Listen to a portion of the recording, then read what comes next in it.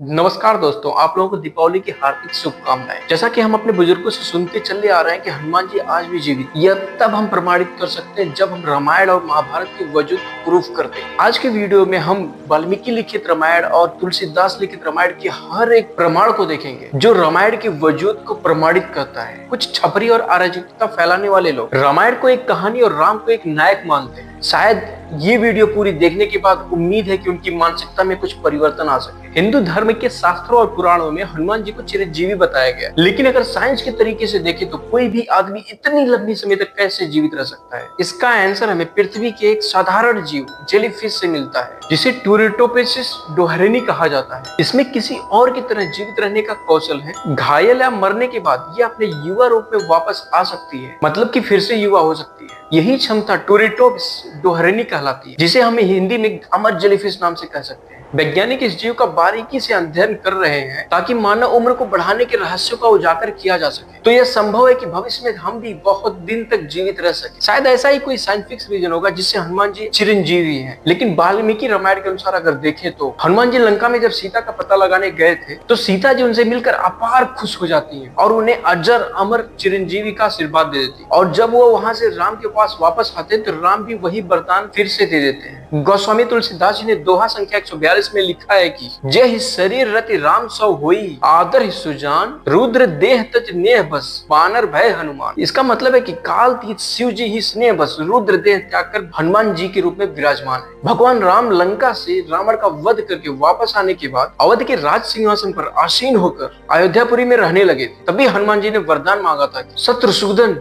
जब तक आपकी कथा संसार में प्रचलित है तब तक मैं अवश्य ही जीवित रहूं। तो भगवान श्री राम जी ने तथास्तु कहकर हनुमान जी की प्रार्थना को स्वीकार कर लिया। यह गोस्वामी तुलसीदास जी के अध्याय 148 श्लोक 16-17 के प्रसंग में वर्णित है। इससे यही निष्कर्ष निकलता है हनुमान जी चिरंजीवी हैं और कालतीत हैं। जब तक पृथ्वी पे भगवान की कथा चलती रहेगी तब तक वह विराजमान रहेंगे और युग धर्म के अनुसार हम सबका कल्याण करते रहेंगे। अगर हनुमान जी के जन्म की बात करें तो ज्योतिषियों की सटीक गणना के अनुसार हनुमान का जन्म 85,58,112 वर्ष पहले त्रेता युग के अंतिम चरण में चैत्र पूर्णिमा के मंगलवार के दिन चित्रा नक्षत्र या मेघ लग्न के योग में सुबह के 6:03 भारत के हरियाणा राज्य में कैथल जिले में हुआ था, जिसे पहले कपिस्थल भी कहा जाता था। वह वाल्मीकि रामायण के अनुसार वायु पुत्र थे और महाभारत में उन्हें शिव के अंश के रूप में ही दिखाता है। लेकिन वाल्मीकि रामायण हनुमान जी को ओनली वायु के पुत्र के रूप में संबोधित करता है। ब्रह्मांड पुराण श्लोक 223-227 में कहा गया है कि अंजना और केसरी के कुल 5 पुत्र थे, जिसमें से हनुमान जी सबसे बड़े थे।